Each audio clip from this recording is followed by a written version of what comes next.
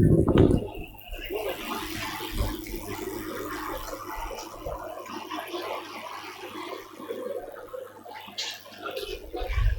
اللہ الرحمن الرحیم الحمد للہ وکفا وسلام علی عبادہ الذین اصطفى اما بعد فاعوذ باللہ من الشیطان الرجیم بسم اللہ الرحمن الرحیم وقل رب زدنی علما صدق اللہ العظیم۔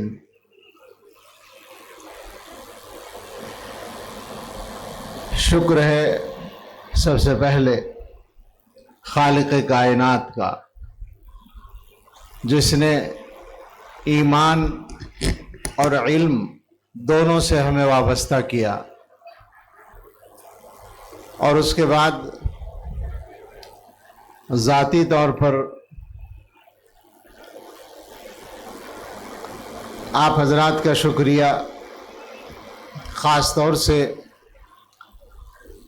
اس رابطہ کونسل کا اور اس کے تمام ذمہ داران عتیق الرحمن صاحب اور دوسرے حضرات، اور اس حاضری کے اصل محرک حضرت مولانا عبدالمتین منیری صاحب کا، اور حضرت مولانا الیاس ندوی صاحب کا،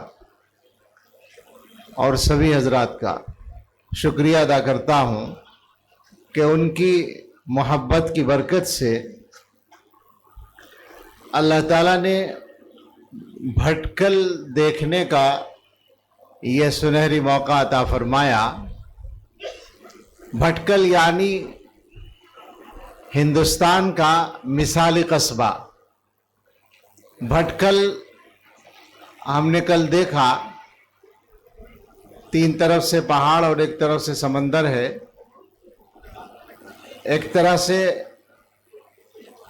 ایسی سمندر کے اندر اگر کہیں کوئی ایسی آبادی ہوتی ہے جس میں تین طرف سمندر ہو تو اس کو جزیرہ نما کہتے ہیں، چاروں طرف سمندر ہو تو اس کو جزیرہ کہتے ہیں۔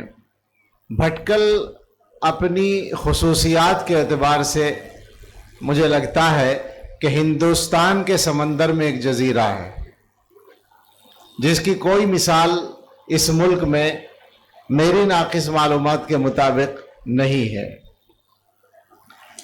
کل یہاں کے اداروں کو جتنا ممکن تھا ہم نے دیکھا ہے، اور صحیح بات، جو سچی بات ہے وہ یہ ہے کہ آپ دیدہ ہو گیا ہوں، اور دل سے دعائیں مسلسل کرتا رہا ہوں کہ اللہ تعالیٰ ان تمام سرگرمیوں کی حفاظت فرمائے، نظر بد سے محفوظ رکھے، اور اللہ ہندوستان بھر کے مسلمانوں کو، بلکہ دنیا کے مسلمانوں کو اسی انداز سے کام کرنے کی توفیق عطا فرمائے۔ مبارکباد پیش ہے ان بچوں کو اور ان بچوں کے والدین کو جنہوں نے آج یہاں ایوارڈ حاصل کیے ہیں، انعامات حاصل کیے ہیں۔ اللہ تعالیٰ ان کی علمی ترقی کا سفر جاری رکھے اور ان کی صلاحیتوں کو قوم اور ملک کے لیے فائدے کا ذریعہ بنائے۔ یہ انعامات کا سلسلہ، حقیقت یہ ہے کہ تعلیم کے سلسلے میں بچوں کا حوصلہ بڑھانے کی بنیاد ہے اور اس کی روح ہے۔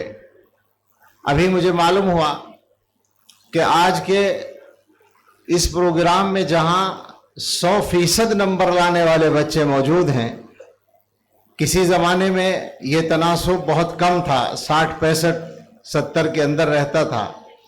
آج یہ 100% تک پہنچ رہا ہے، 99% نمبرات تک بچے حاصل کر رہے ہیں۔ یہ یقیناً برکت ہے اس سلسلے کی جو کونسل نے انعامات و ایوارڈ کی شکل میں جاری کیا ہے۔ ہمارے پاس ہمارے بڑوں کے نمونے ہیں۔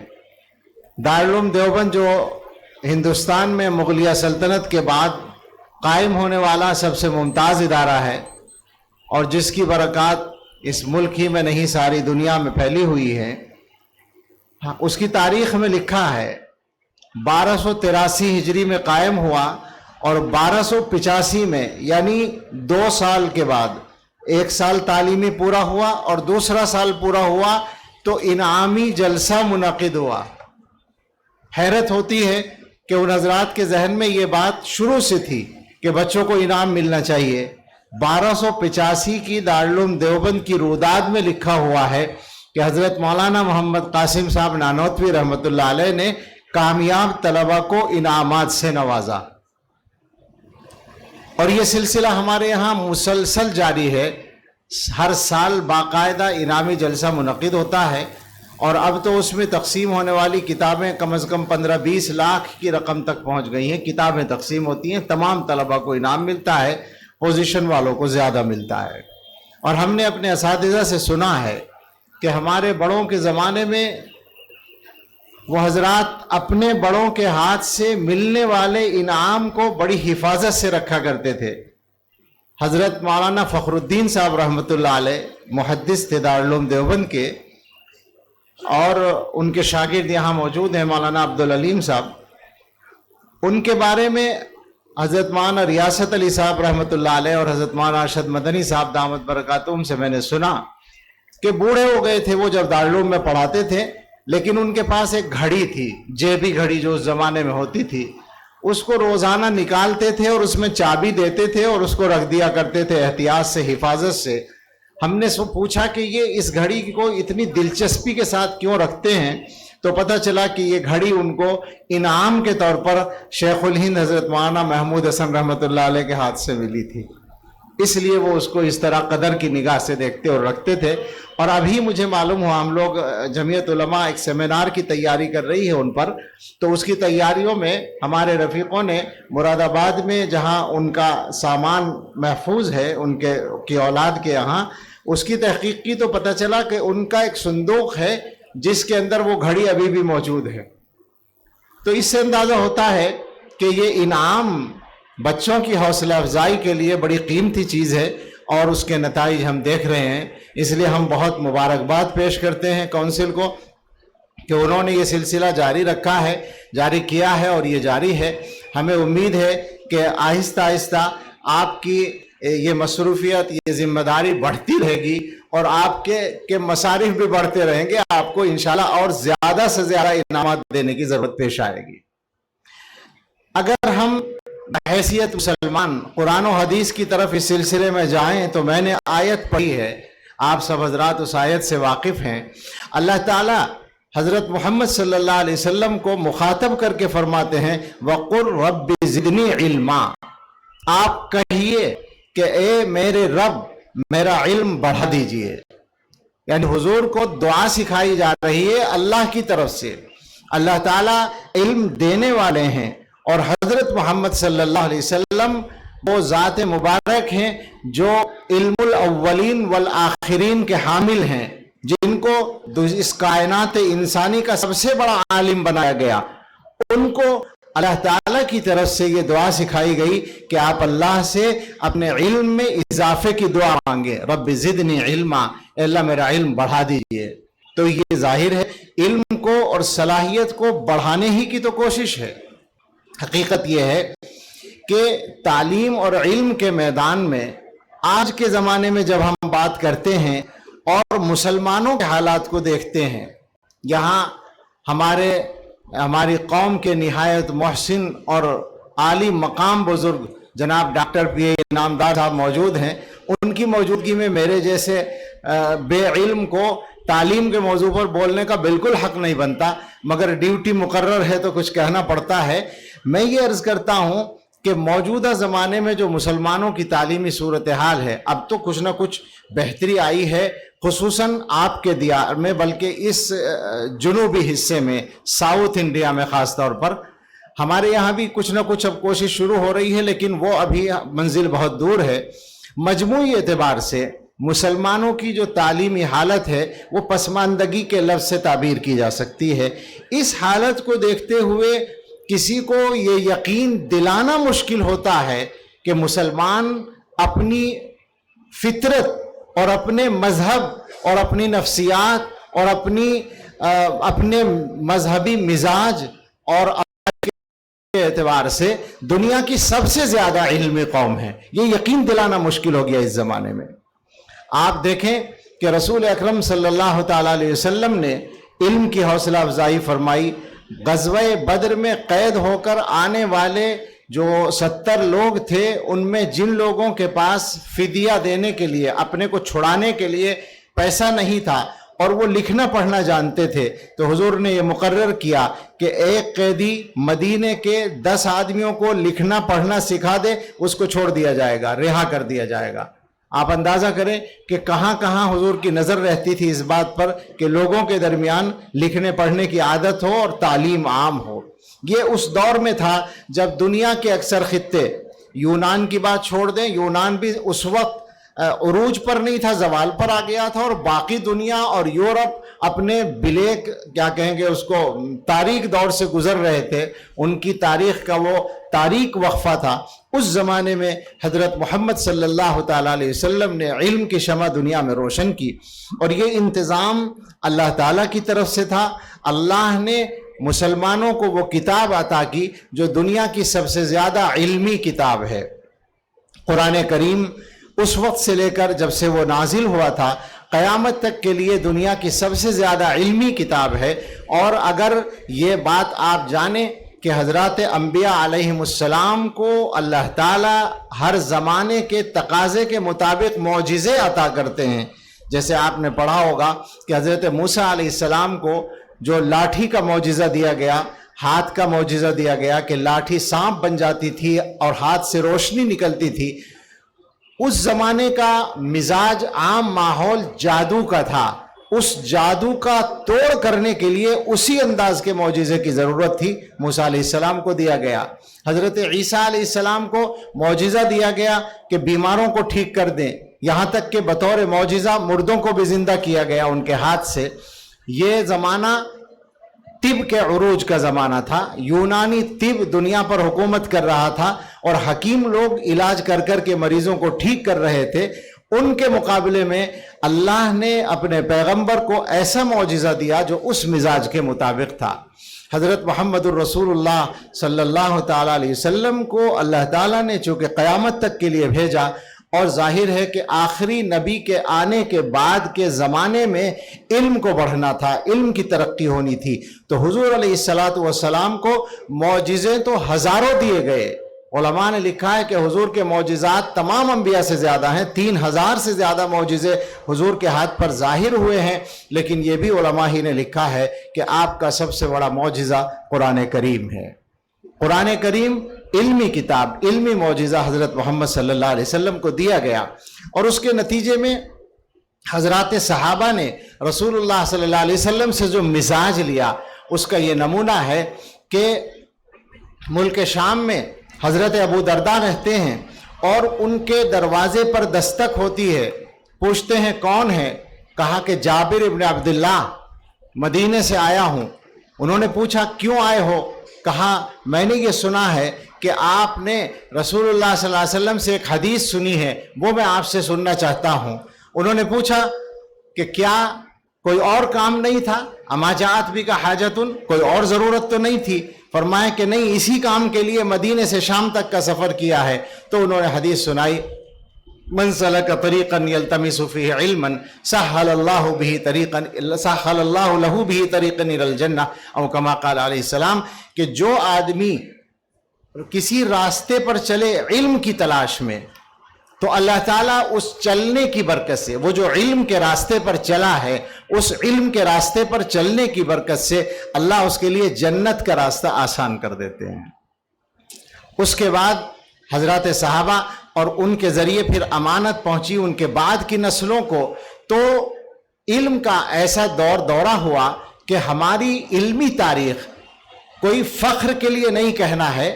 ہم لوگ فخر کے لائق تو رہ بھی نہیں گئے ہیں، ہمارا حال تو بہت خراب ہے. ہمارے لیے تو اپنے بزرگوں کی تاریخ دیکھ کر اپنے لیے شرمندگی کے علاوہ کوئی احساس نہیں ہوتا. فخر مقصد نہیں ہے، بلکہ ہمتوں کو ابھارنے کے لیے ہم کہہ سکتے ہیں کہ ہماری تاریخ، علمی تاریخ دنیا کی سب سے مثالی تاریخ ہے، اور کسی مذہبی قوم کے پاس ایسی علمی تاریخ نہیں ہے. علم ملا سب سے پہلے حضور علیہ الصلوۃ والسلام کے ذریعے ملنے والا علم وحی قرآن کی شکل میں، سنت کی شکل میں، حدیث کی شکل میں، اور اس کے بعد ان دونوں چیزوں کی خدمت کے لیے اور ان کو دنیا کے دوسرے لوگوں تک پہنچانے کے لیے اور سمجھانے کے لیے مسلمانوں نے علوم ایجاد کیے، باقاعدہ ایجاد کیے۔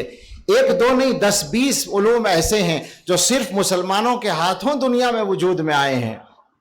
عربی گرامر کا علم جس کو نحو کہتے ہیں اور اس کا دوسرا حصہ صرف کہلاتا ہے، وہ مسلمانوں نے ایجاد کیے۔